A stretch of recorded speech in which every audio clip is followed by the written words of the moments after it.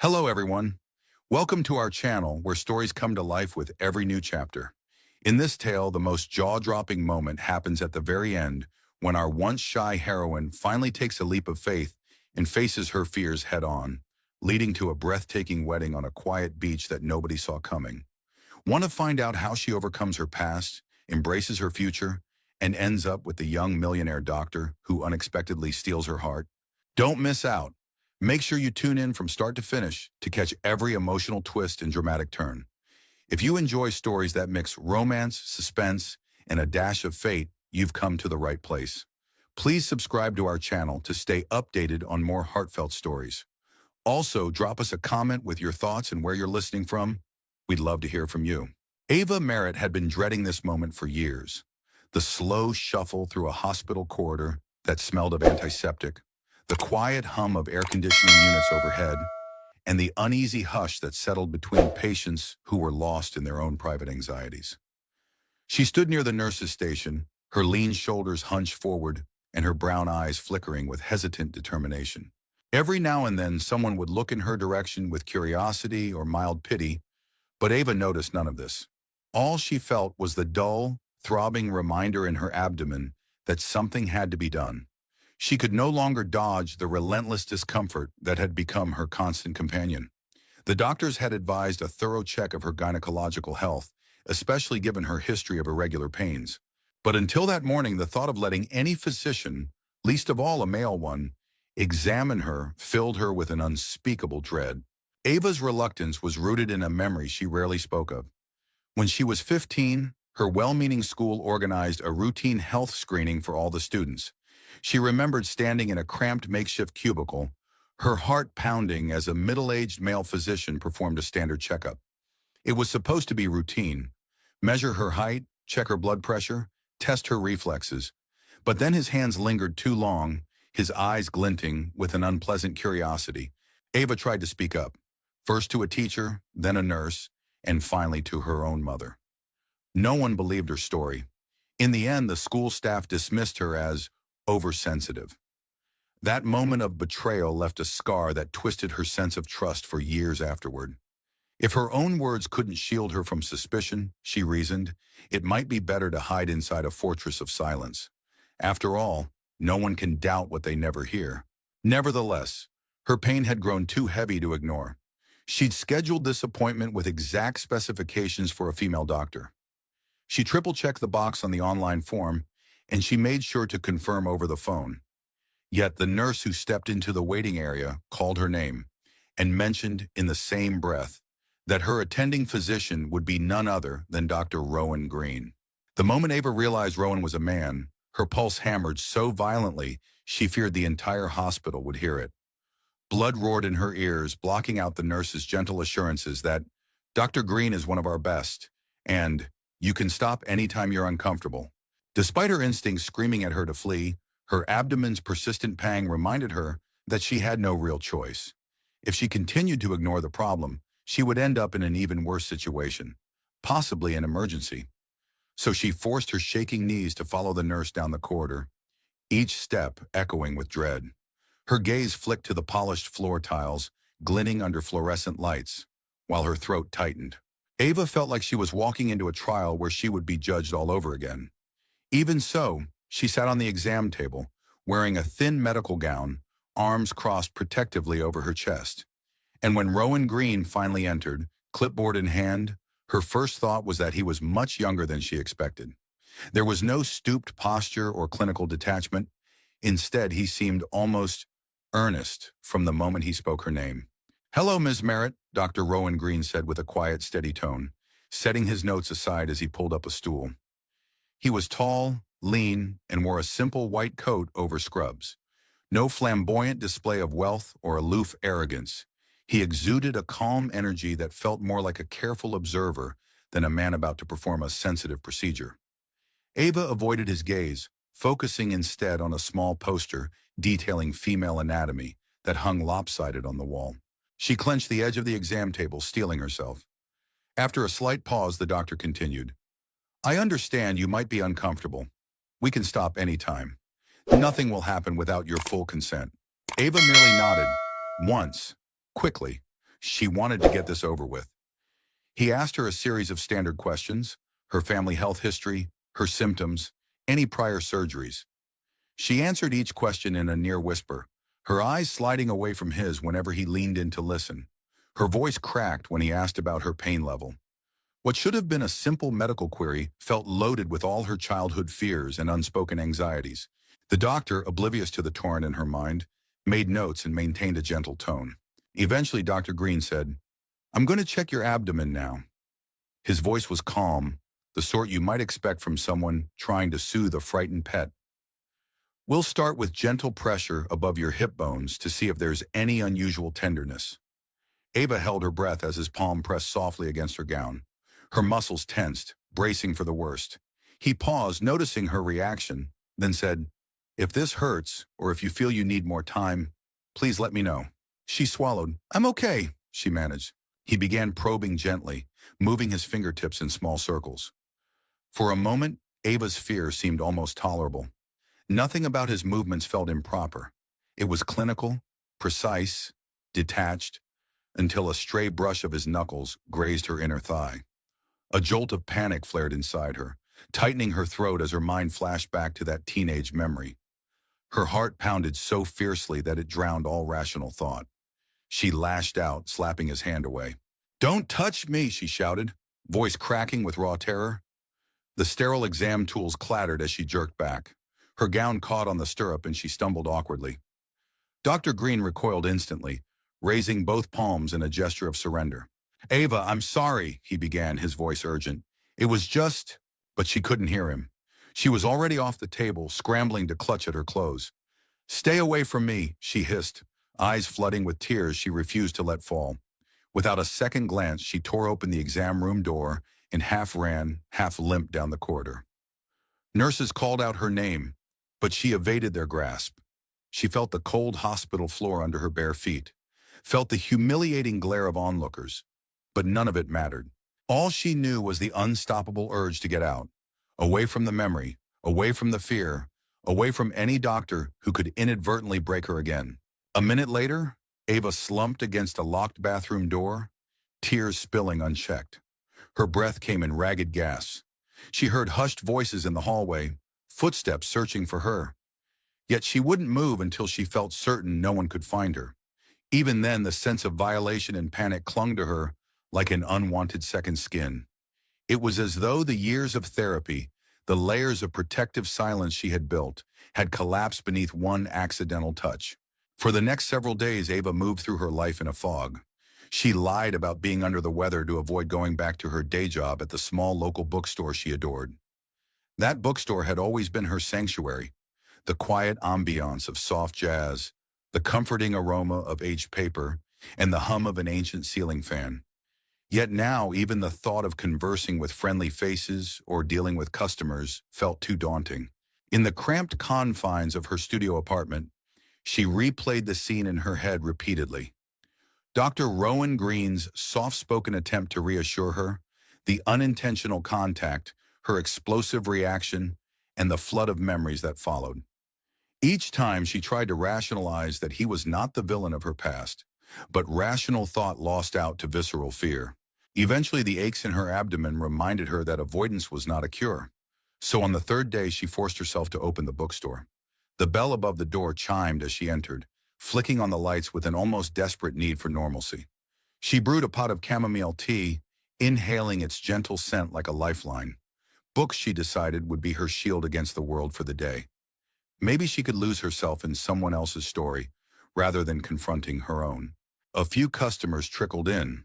A pair of college students scouting for used fiction, a local retiree who loved vintage detective novels, and a grandmother buying a pop-up fairy tale book for her granddaughter. Each transaction was a series of polite exchanges that did not demand much from Ava emotionally. She found solace in small talk about recommended authors. The routine coaxed her fragile nerves into some semblance of calm. Then the bell above the door jingled once more. Ava was in the back, reorganizing bookmarks, when she heard a hesitant, "Excuse me," from the front. Something about the voice made her pulse quicken. She walked to the front, her heart in her throat. And there stood Dr. Rowan Green, dressed in casual jeans and a modest sweater. He held a small notebook in one hand, presumably for personal errands. When his gaze met hers, he looked just as startled as she felt. There was no hint of the professional superiority that some doctors wore like armor. Instead, there was a flash of concern, perhaps even guilt. She froze behind the counter. A wave of conflicting emotions churned in her. Anger, shame, gratitude for his earlier apology, and lingering embarrassment. He took a slow step forward, setting the notebook on a nearby table as though to show he had no intention of intruding. "Ava," he began, his tone careful. I didn't know you worked here. I came by because my friend recommended this place for antique medical techs." She narrowed her eyes. "Are you following me?" His voice rose in nervous protest. "No, I swear, I had no clue." Then he took a breath, composing himself. "But I'm glad I ran into you because I wanted to apologize in person for what happened at the clinic. If you felt unsafe—" "Felt unsafe?" she repeated, her voice trembling slightly. "I practically ran out of there like my life depended on it. But it wasn't you. Or maybe it was. I don't know." His earnest expression didn't falter. "I know I can't erase the past, Ava, but I wanted you to know I take your feelings seriously, and I'm sorry." His sincerity knocked against her guarded heart. Ava's voice softened, though the tension still radiated from her. "I just need space, Dr. Green," she managed. "Nothing personal. I'm just not ready." He accepted her words with a slight nod. "If you ever need help, or even just someone to talk to," he offered, "you know where to find me." Then he picked up a random book of short stories, paid for it without further small talk, and left as unobtrusively as he had arrived. A few more days crawled by, sprinkled with occasional bursts of normalcy that helped Ava breathe a little easier. On one brisk afternoon, she took her lunch break in a nearby park, a modest oasis just a short walk from the bookstore. Golden autumn leaves danced across the winding paths, and the crisp air smelled of pumpkin spices drifting from a food cart by the pond.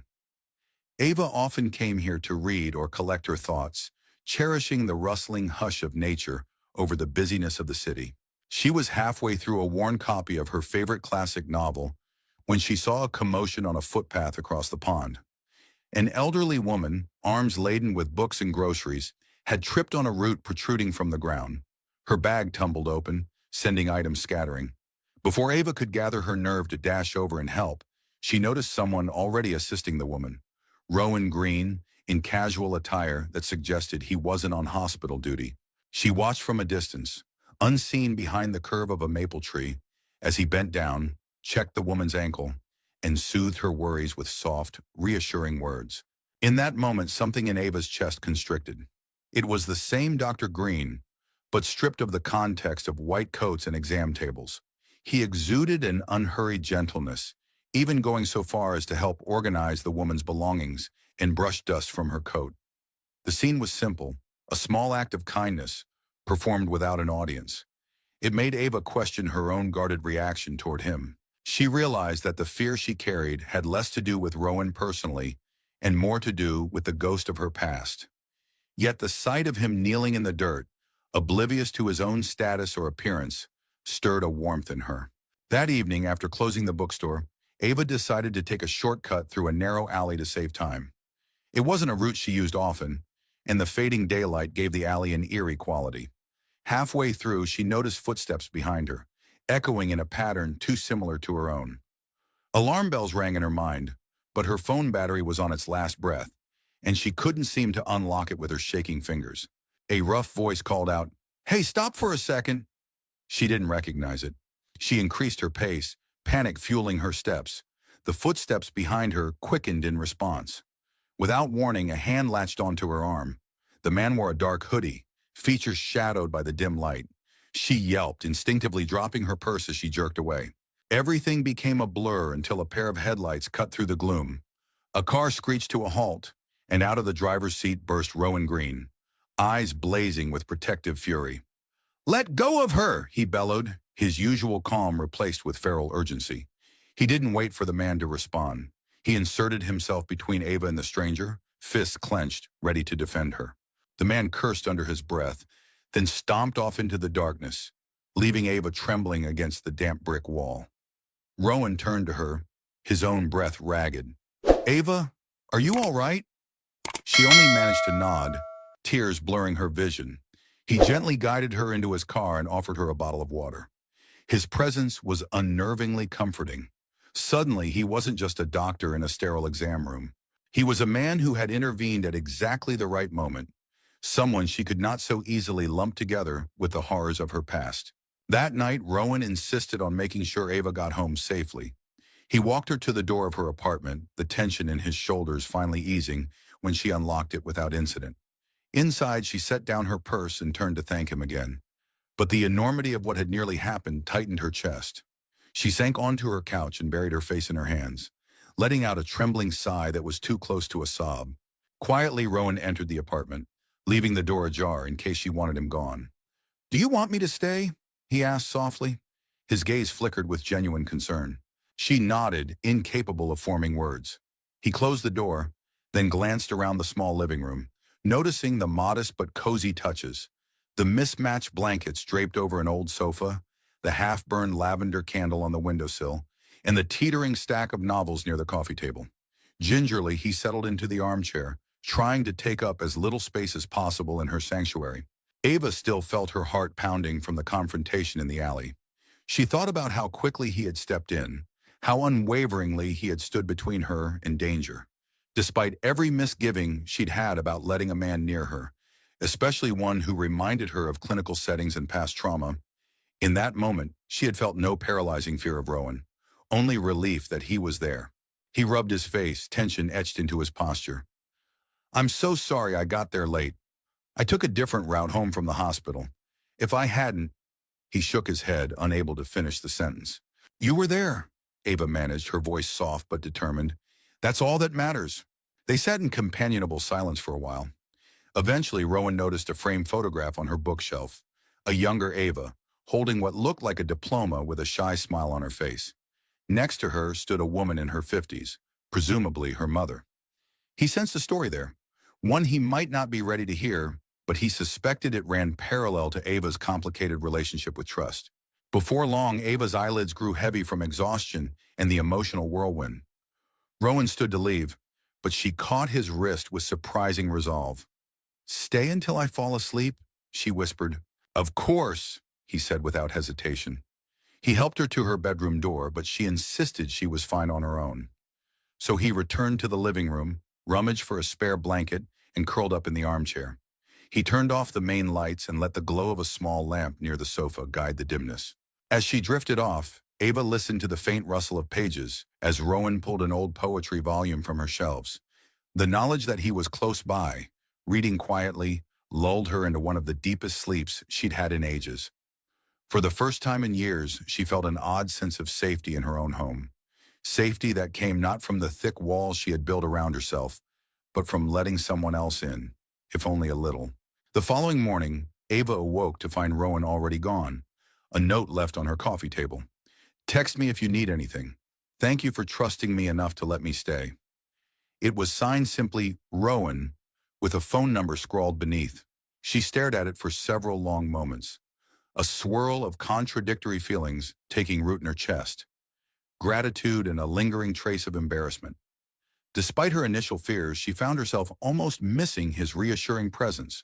She returned to the bookstore later that day, surprised at how the events of the previous night had ironically made her feel braver. No longer was she content to cower behind dusty shelves.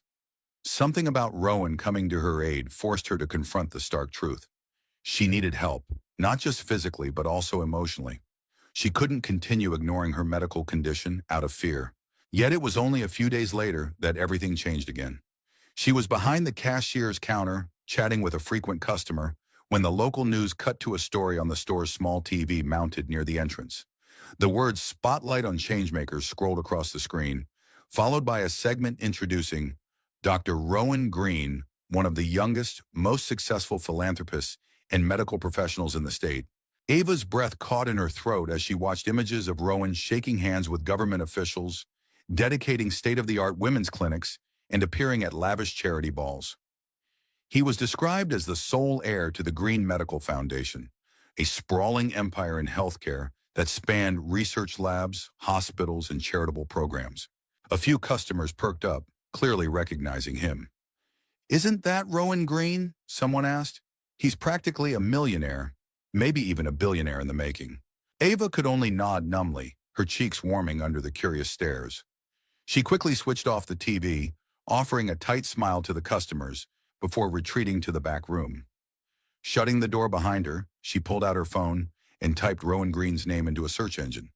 Pages and pages of articles popped up. Philanthropic work, groundbreaking research projects, and even society columns speculating about his personal life.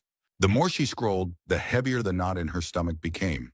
Was it all an act, she wondered? The humility, the gentle demeanor. Could it just be a polished persona that wealthy families sometimes perfect? She recalled how he drove a modest car and wore simple clothes. Had that been deliberate misdirection, so people wouldn't treat him differently? Or had he intentionally hidden this wealth from her? She felt a confusing mixture of hurt and anger. That evening, Ava confronted him in the parking lot of a coffee shop near the hospital. She had intentionally gone there, hoping to catch him as he left work. When she spotted him heading to his car, she marched right up. "You neglected to mention that you're practically a medical mogul," she accused, crossing her arms as she tried to keep her voice steady. He stared at her for a moment, then sighed. "I'm sorry. I don't usually broadcast it. Most people find out eventually, but I guess that's the point, right? Let me figure it out by stumbling across a headline." He looked hurt. "It's not like that. Ava, I've seen how people react when they hear I'm from the Green Foundation. They either want something from me or treat me like I'm an entitlement personified. You're the one person who treated me like I was just Rowan. I didn't want to lose that." For a moment, Ava wavered, seeing the earnestness in Rowan's eyes. Then she remembered how the nurses at his hospital had treated her after her outburst, how the world might judge her if they discovered she was just a damaged nobody attaching herself to a philanthropic golden boy. Her old insecurities flared, making her voice harsher than she intended. "You might have had good intentions, but you should have told me the truth. I don't like surprises, especially ones that make me feel like a fool." He took a step closer, his tone unwavering but soft. "You're not a fool. The truth is, I'm proud of the work my family's foundation does. But it's not who I am. I don't want to be defined by the money or the name, and I didn't want you to see me that way either." She opened her mouth to retort, but something stopped her. She thought back to the time she had spied him in his unguarded moments, helping an elderly woman in the park, rushing to her defense in that alley. There was no camera rolling then, no reason to fake sincerity. Slowly, Ava dropped her gaze, her anger melting into exhaustion. "I just need time to process this." Rowan nodded, relief palpable on his face. "Take all the time you need, and if you have questions, ask me anything." After that conversation, they settled into a cautious truce. Rowan continued his philanthropic duties, traveling for conferences and working on expansions for women's health initiatives. Meanwhile, Ava tried to push aside the swirling doubts in her head. She refocused on the persistent pains in her abdomen, which were getting worse. Her fear of medical procedures still loomed over her, a living nightmare that kept her awake at night. Yet the reality was unavoidable. She needed surgery. Her original diagnosis from the female doctor, before all the confusion, made it clear that ignoring the problem could lead to critical complications. Despite all her conflicts, Ava found herself dialing Rowan's number late one evening. "Can we talk?" she whispered when he answered. The conversation led her to reveal, in halting sentences, how her condition had grown dire. She had been racked with guilt for walking out of the clinic before the exam was complete. Now she feared it was too late. But Rowan was calm and collected. "Let me help," he said. "You'll be in control of every single step." A few days later, Ava found herself standing at the imposing facade of Green Medical Foundation's flagship hospital, a gleaming structure that felt both welcoming and intimidating. Reception led her to a private consultation suite, and within minutes Rowan walked in. Gone was the casual attire. He wore his white coat, but his gentle demeanor remained. This time, though, she noticed the difference in how other staff members treated him. Like he was not just a colleague, but a man with the power to make sweeping changes. He explained every facet of the surgery to her, from pre-operative preparations to post-operative care. When he was done, Ava felt a weight lift from her shoulders. Even though she still carried her past fears, Rowan's thoroughness and empathy reminded her she was not in the clutches of an uncaring system. Perhaps, for once, she could allow herself to hope for a safer outcome. "Are you sure you want me as your surgeon?" he asked, a tremor in his voice betraying how personal this had become for him. "If you're more comfortable with someone else." Ava shook her head. "I trust you," she said simply. "No one else, just you." The morning of her surgery arrived, cloaked in a pre-dawn quiet that only heightened Ava's apprehension. She checked into the hospital and changed into a gown that felt flimsy against her skin. But Rowan's steady presence bolstered her courage. He had come in early, long before his usual rounds, just to see her settled. She lay in the pre-operative room, trying to calm her spiraling thoughts when he appeared beside her bed. He didn't speak at first. He simply placed a warm hand over hers. Eventually, he leaned in, voice gentle. "You'll be asleep for most of it, but if at any point you want me to stop, even if it's just a moment of hesitation, tell me. We'll stop. Understand?" She nodded, unable to form a coherent reply. He squeezed her hand, offered a small smile, and then stepped out so the anesthesiologist could begin. The last thing she saw was Rowan standing by the doorway, giving her one final encouraging nod before the sedation took hold. When Ava next awoke, she was groggy under a haze of medication. The surgery lights were gone. She was in a recovery room with crisp white sheets tucked around her. A dull ache throbbed low in her abdomen, but it felt oddly bearable. Less a sharp pain than a sign something had been fixed, or at least addressed. And sitting in a corner chair, posture slumped from obvious fatigue, was Rowan Green, half asleep with a medical journal slipping from his grip. "Everything went perfectly," came a soft voice from her bedside. Another nurse, cheerful but respectful, adjusted some of the IV settings. "Dr. Green refused to leave until you woke up. He's been here for hours." Ava blinked, her mouth dry. The nurse held out a small cup of ice chips, which Ava gratefully accepted. After a few moments, Rowan stirred and crossed the room to her side. His smile was tired, his hair disheveled, but his eyes shone with relief. "How are you feeling?" he asked, voice raspy with fatigue. "Like I ran a marathon," Ava whispered, managing a small laugh that turned into a grimace. "But alive. Is everything all right?" Rowan nodded, his expression warming. "We resolved the main issue.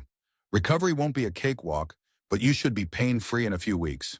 No more ignoring your health, okay?" Tears pricked at the corners of her eyes.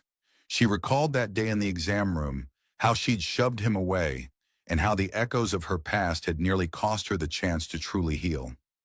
"Thank you," she said, words laden with more meaning than just gratitude for the surgery.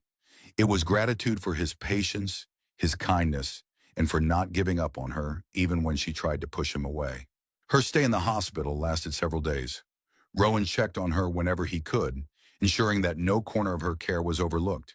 Yet in the quiet hours of the night, she also wrestled with insecurities.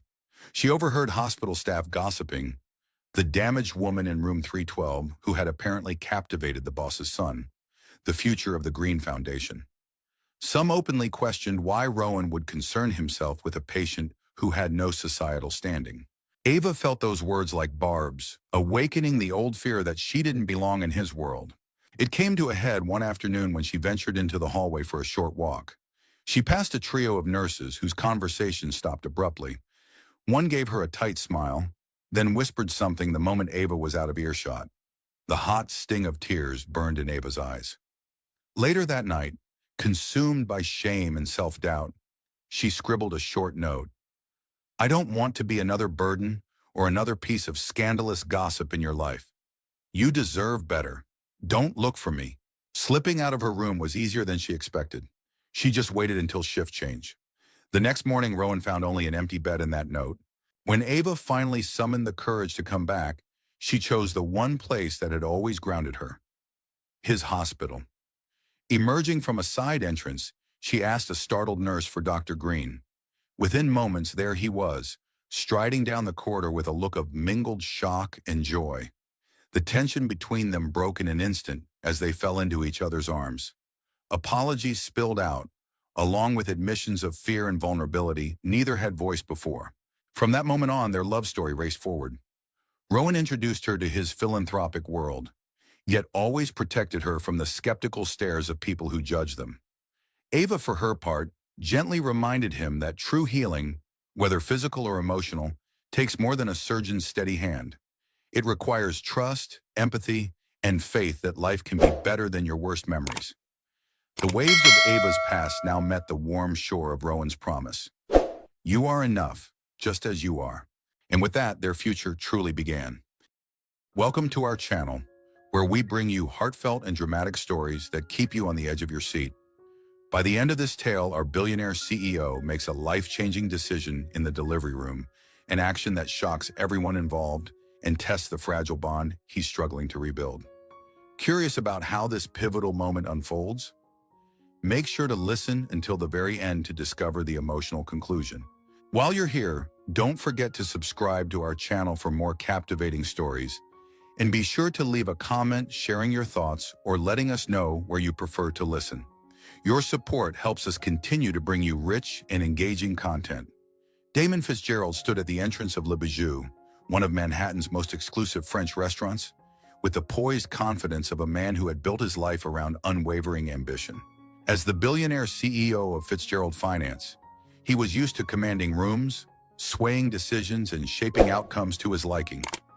Tonight, however, was meant to be a moment of relaxed celebration, if one could ever call anything in Damon's carefully orchestrated life relaxed. He glanced at his gleaming wristwatch, a customized Patek Philippe that cost more than some people's homes, and then turned his attention to Giselle Monaco, the woman by his side. Giselle was a highly sought-after model with striking green eyes and a catwalk presence that exuded confidence. She had effortlessly slid into the role of Damon's new girlfriend, complementing his public image in high society circles. In her fitted champagne-colored dress, which reflected the restaurant's elegant lighting, she emanated an air of sophistication that Damon found both captivating and useful. The hostess at Le Bijou greeted them with a formal smile and led them to a table placed strategically at the center of the dining area. It was an arrangement fitting for a man of Damon's status, public enough to be noticed, yet shielded from the usual hustle. The walls of the restaurant glittered with mirrors and crystal sconces, giving the entire space a lavish glow. Crisp linen tablecloths, polished silver cutlery, and the gentle hum of French arias in the background completed the picture. Giselle leaned closer to Damon, brushing a lock of her silky hair away from her face as she whispered, "This is perfect. I can already imagine the photos from tonight making a splash on social media." She placed her phone delicately on the table, prepared for her typical selfie routine. Damon offered a polite nod, though his mind wandered. He had always thrived on orchestrating grand scenes, dazzling dinners, exclusive gatherings, and five-star galas. It was part of the allure he offered, a life of elegance and excess. Giselle, in many ways, had become another jewel in his carefully curated collection of must-haves. Yet even as she spoke about a future magazine cover and charity event, he found his attention drifting. His eyes scanned the restaurant, taking in the swirl of finely dressed patrons, busy waitstaff, and the gentle flicker of candlelight that reflected off wine glasses. A sense of unease he couldn't quite place pricked at him. Suddenly, his gaze locked onto a waitress weaving her way between tables, a tray balanced in her hands with practiced ease. The woman had a profile he could never forget, those delicate features, soft hazel eyes, and a resolve that glowed through her calm demeanor. For a split second, Damon felt as though the air had been squeezed from his lungs. It was Pearl Henderson, his ex-wife. The memory of her was so vivid that every detail, the curve of her smile, the gentle arch of her brow, came flooding back like an electric jolt. They had ended their marriage nearly half a year ago in a near-silent divorce that left Damon with more questions than answers. But that shock was nothing compared to what he observed next. Beneath the restaurant's sleek black apron, Pearl's abdomen was unmistakably rounded. She was pregnant, very pregnant. The realization struck him like a blow to the chest, his emotions spiraling from shock to confusion to a surge of protectiveness he had never known before. Why hadn't she told him? Why would she keep such a monumental secret from him, especially after all they had once shared? His heart pounded as he watched her deliver plates to a table without meeting his gaze. Giselle's voice soon pulled him back, but it felt distant and hollow. Damon forced himself to respond to her inquiries about an upcoming charity gala, though he barely registered what he was saying. His mind was fixed on Pearl, on that unmistakable glow of pregnancy, and the sudden fear that everything he thought he had under control was about to unravel in ways he couldn't predict. As soon as an opportunity arose, Damon excused himself under the pretense of going to the restroom. Giselle barely noticed as she was engrossed in scrolling through photos on her phone. Damon moved with quick, purposeful steps, scanning for Pearl in the labyrinth of tables and chairs. A surge of conflicting emotions churned within him. Guilt for the way things had ended, curiosity about how she was really doing, and a strange protective instinct triggered by the sight of her pregnant belly. Finally, he spotted her heading toward the kitchen, so he deftly maneuvered around a small group of diners to intercept her. "Pearl," he said in a low voice that vibrated with tension as he stepped into her path. The subdued lighting glanced off the silver cufflinks on his sleeves, casting wavering shadows on the polished floor. Her hazel eyes flicked up to his, revealing a flash of wariness. "Damon Fitzgerald," she acknowledged with a stiff nod, carefully shifting the tray in her hands to keep it balanced. "Excuse me, I'm working." "Don't give me that," he countered, his tone soft yet urgent.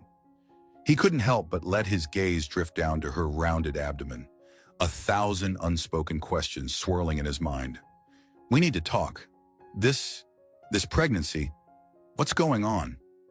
For a moment, Pearl's composure faltered. Her grip on the tray tightened, knuckles turning white. "Damon," she finally said, "this is not the time or place. I have tables to serve, and you have a dinner to attend." He clenched his jaw, frustrated by her evasiveness. "Is it mine, Pearl?" he asked, voice cracking slightly despite his best effort to maintain control. The question hung in the air between them, pulsing with tension. She exhaled slowly, steadying herself. "Like I said, this isn't a conversation for here," she murmured, looking around at the watchful eyes of a few curious patrons. "You always want immediate answers, but sometimes life doesn't work on your schedule." Then, with practiced grace, she skirted around him and disappeared into the kitchen. Damon stood rooted in place. The swirl of emotions that overcame him was unlike anything he'd felt before. He was used to commanding markets, steering corporations, and dictating decisions in boardrooms filled with men twice his age. But right now, he was powerless. For all his wealth and influence, Pearl had managed to leave him speechless. When he returned to the table, Giselle offered him a cursory glance. She seemed annoyed he had vanished so abruptly, but Damon could barely muster an apology. His head spun with questions, theories, and that nagging sense of regret that he had never fully confronted the chasms in his marriage to Pearl. Later that night, Damon found himself in the solitude of his penthouse apartment, a steel and glass fortress perched above the city's glittering skyline. He leaned against the floor-to-ceiling window, whiskey in hand, staring at the illuminated sprawl of Manhattan. He'd always thought he had left the past behind when the ink dried on the divorce papers, but the past was now standing on his doorstep, carrying a child that very well could be his. The possibilities both terrified and intrigued him. Pearl had been many things, quietly strong, introspective, almost self-effacing at times. But she had her own mind and her own desires that Damon had never fully bothered to understand. Meanwhile, across the East River in a modest apartment in Queens, Pearl Henderson was carefully removing her shoes, wincing a bit as her feet throbbed from hours of standing. She placed a hand on her swollen belly, feeling the gentle flutters of the baby within. A wave of warmth surged through her. Despite the uncertainties, this child was hers, and she intended to give it a life filled with the care and stability she had never found in her marriage to Damon. She recalled the night she made the decision to leave him, after one too many dinner meetings where she felt invisible, and one too many conversations where he insisted that children had no place in his high-octane world. She had known, deep in her soul, that her priorities and his would never align. Still, seeing Damon at Le Bijou had caught her off guard, and the fear of confrontation had bubbled up inside her. She had anticipated he might learn about her pregnancy eventually, but she had hoped to keep it from him as long as she could. The reason was straightforward. Damon Fitzgerald thrived on control, and Pearl wanted to shield her unborn child from that kind of environment. She recalled the early days of their marriage when Damon was not yet the titan of industry he had become. Back then, he was merely an ambitious man with an unquenchable drive, and she'd been enchanted by his charisma and vision for a better future. Over time, though, his quest for success had eclipsed everything else: love, family, and genuine connection.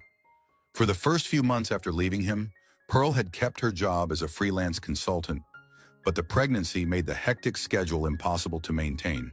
Desperate for steady income, she'd taken the waitressing job at Le Bijou, even though it meant serving the same elite crowd she once mingled with as a CEO's wife. Each day was a silent challenge, a balancing act between maintaining her dignity and ensuring she had a nest egg for the baby. She had sacrificed pride for responsibility, and she didn't regret it. In the quiet of her apartment, she settled on the worn couch, propping her feet up on a pillow. She knew that every breath might bring a call from Damon, a call she had no intention of answering. Her phone beeped with a missed call notification, and sure enough, it was him. She pressed ignore, heart pounding as she recalled the stormy look in his eyes that evening.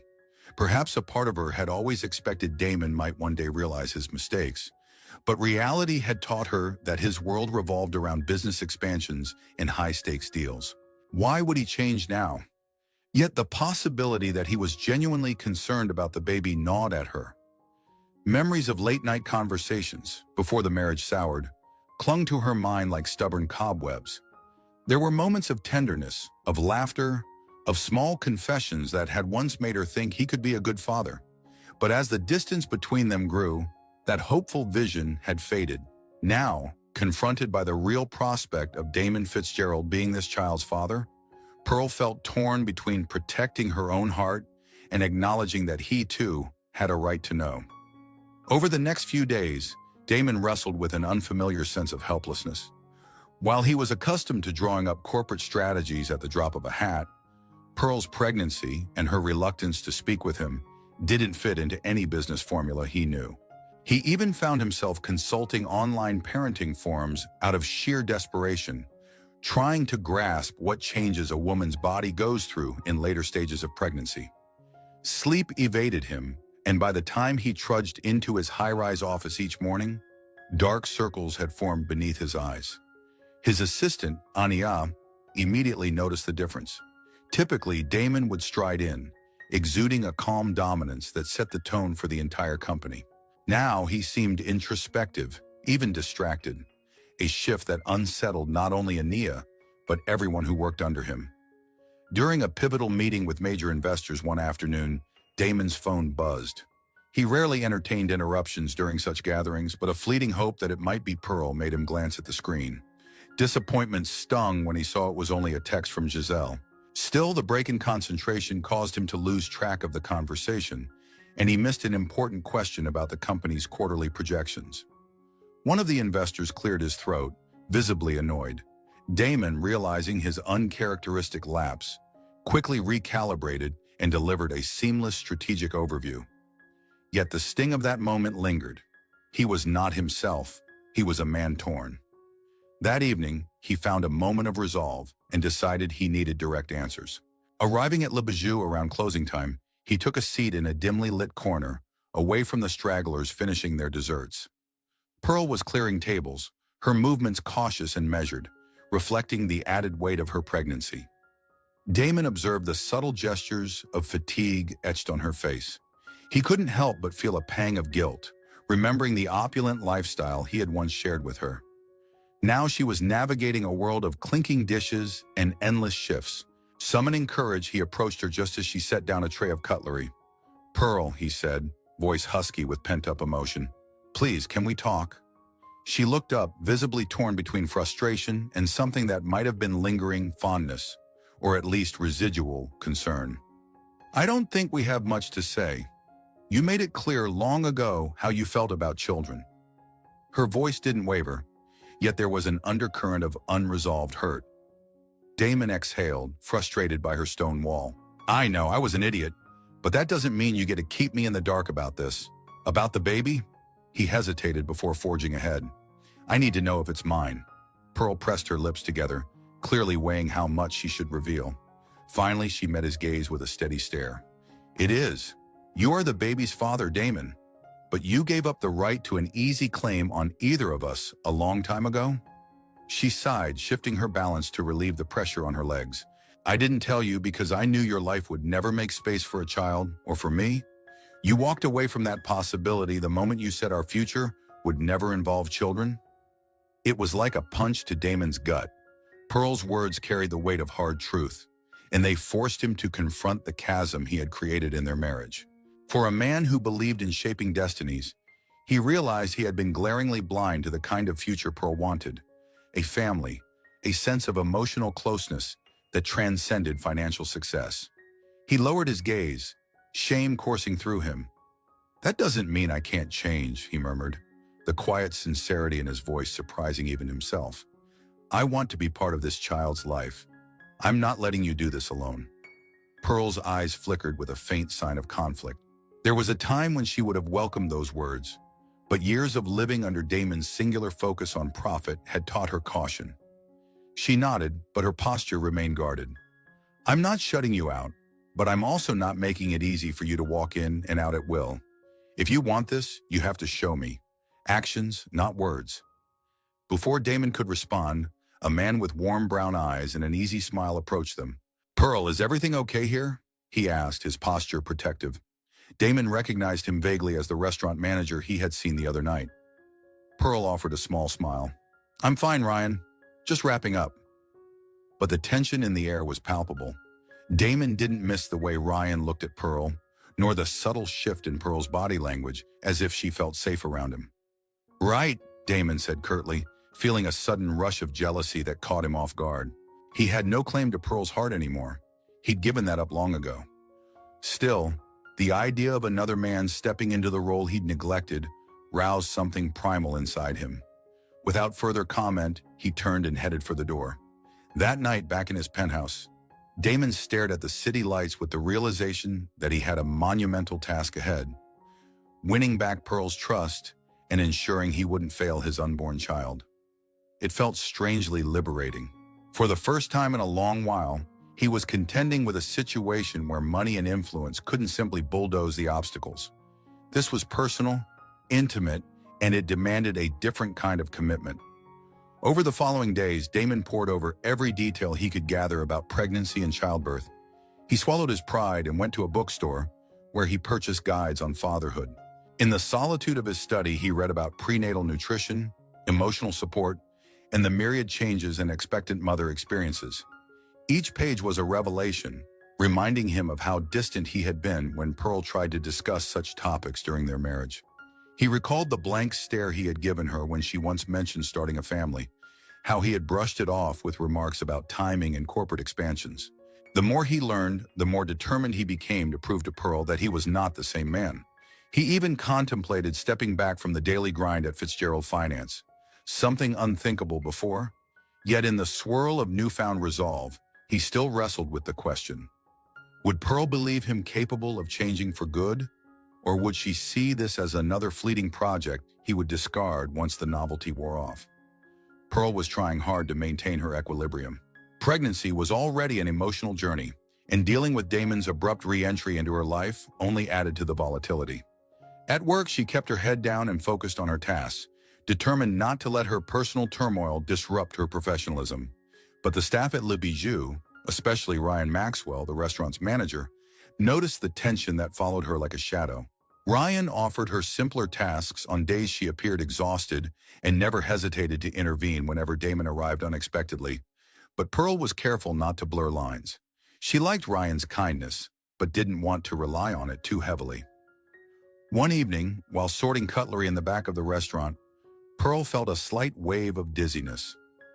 Ryan, always observant, quickly guided her to a chair. "You've been pushing too hard," he said, concern etched into his features. She mustered a weak smile. "I'm okay. It's just been a long week." But as she sat there catching her breath, her mind flashed to Damon and the way he had cornered her recently. His eyes had been different, less cold and more searching, almost remorseful. Perhaps part of her wanted to believe he could change, but she wasn't about to let old hopes cloud her judgment. Meanwhile, Damon was busy implementing adjustments at Fitzgerald Finance that raised eyebrows across the organization. He delegated more responsibilities to his executive team, surprising his CFO by stating he needed time to handle personal matters.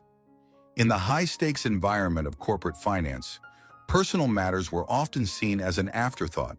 Yet Damon insisted, even clearing a weekend from his calendar to visit Pearl's neighborhood. It was a stark shift for someone who once thrived on never taking a day off. On a crisp Saturday morning, Damon found himself standing outside Pearl's modest apartment building.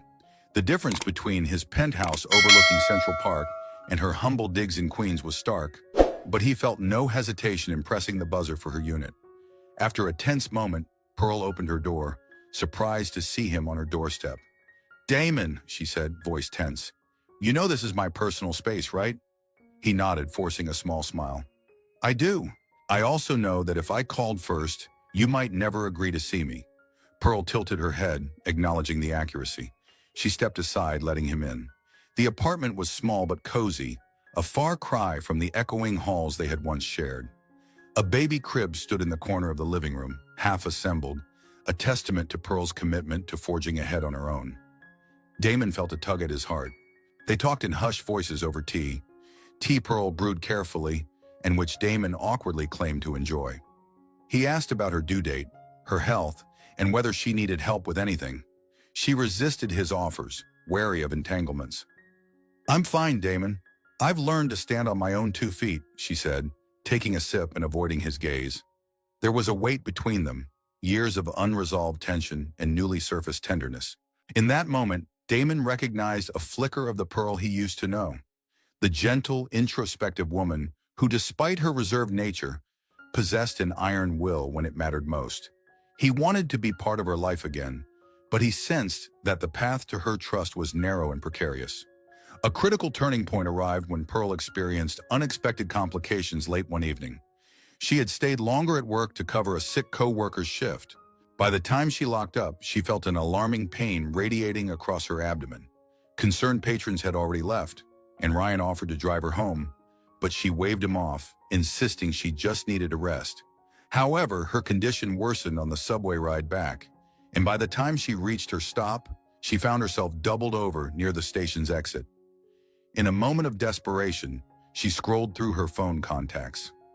Ryan was an option, but he lived too far to arrive promptly. Another wave of pain convinced her she needed immediate help. Trembling, she selected a number she had been actively avoiding: Damon Fitzgerald. When he answered, the worry in his tone was immediate and genuine. Within minutes, Damon's sleek black SUV pulled up to the curb. He rushed out, helped Pearl into the back seat, and directed the driver to head straight to the nearest hospital. Inside, Pearl clenched his hand, partly out of fear, and partly because she was in significant pain. Damon, for all his corporate stoicism, looked terrified, his usual composure shattered as he implored the driver to go faster. Once they arrived, doctors and nurses whisked Pearl into an examination room. Damon followed until a nurse firmly told him to wait outside. In that sterile, fluorescent-lit hallway, he paced like a caged lion, each minute feeling like an eternity. For the first time in his life, Damon encountered a situation where his influence and money did nothing to speed the process. All he could do was wait.